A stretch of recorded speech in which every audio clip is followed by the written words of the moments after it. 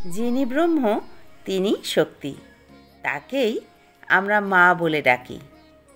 মা মা মা, বিশ্বজননী মা, অচিন্ত্য শক্তিরূপিণী মা, জলে মা, স্থলে মা, শরীর মন সব কিছুতে মা।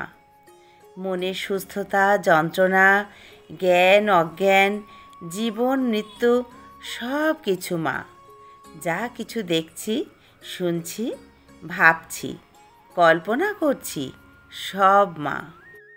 তার প্রভাব থেকে মুক্ত হওয়া কারো সাধ্য নেই, মরবারও কারো সাধ্য নেই। আবার শরীর মন বুদ্ধির পরেও সেই মা, তুরিয়া নির্গুণা মা। এতদিন যাকে ব্রহ্ম বলে উপাসনা করে তোতা প্রাণের ভক্তি ভালোবাসা দিয়ে এসেছেন, তিনিই সেই মা। শিব শক্তি একাধারে, হরগৌরী মূর্তিতে অবস্থিত ব্রহ্ম ও ব্রহ্মশক্তি অভেদ। বিভিন্ন প্রকার আধ্যাত্মিকভাবে চরম উপলব্ধি হয়েছিল শ্রীরামকৃষ্ণের।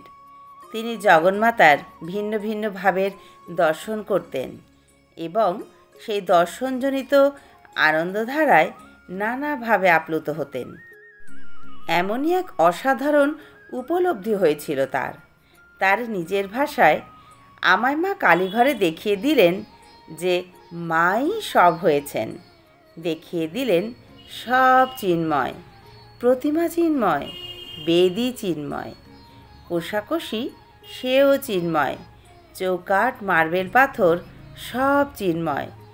ঘরের ভিতর দেখি সব যেন রসে রয়েছে, সচ্চিদানন্দ রসে।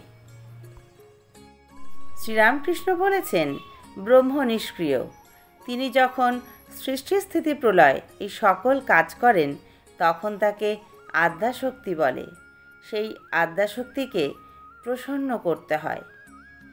বরদায়িনী মা। শ্রীরামকৃষ্ণ নারী শক্তিকে এতটাই বিশ্বাস করতেন যে তিনি শ্রী শ্রী মাকে ফলহারিণী পুজোর দিন মাতৃরূপে পুজো করেছিলেন। মাই যেন তার কাছে সব কিছু ছিল। মায়ের জন্য তিনি সব কিছু করতে পারতেন। নরেন্দ্রনাথের পিতার মৃত্যুর পর সে চরম আর্থিক সংকটে পড়েছিল। তখন তিনি ঠাকুরকে গিয়ে বললেন যে মাকে বলে আমাকে কিছু ব্যবস্থা করে দাও ঠাকুর। তিনি বললেন, আজ মঙ্গলবার, আমি বলছি আজ রাত্রে কালীঘরে গিয়ে তুই মাকে প্রণাম করে যা চাইবি মা তোকে তাই দেবেন। মা আমার চিন্ময়ী ব্রহ্মশক্তি, ইচ্ছায় জগৎ প্রসব করেছেন। তিনি ইচ্ছা করলে কি না করতে পারে।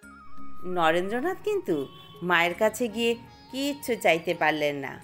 অবাক হয়ে তিনি মাকে দেখতে থাকলেন। তিনি দেখলেন সত্য সত্যই মা জীবিতা, চিন্ময়ী।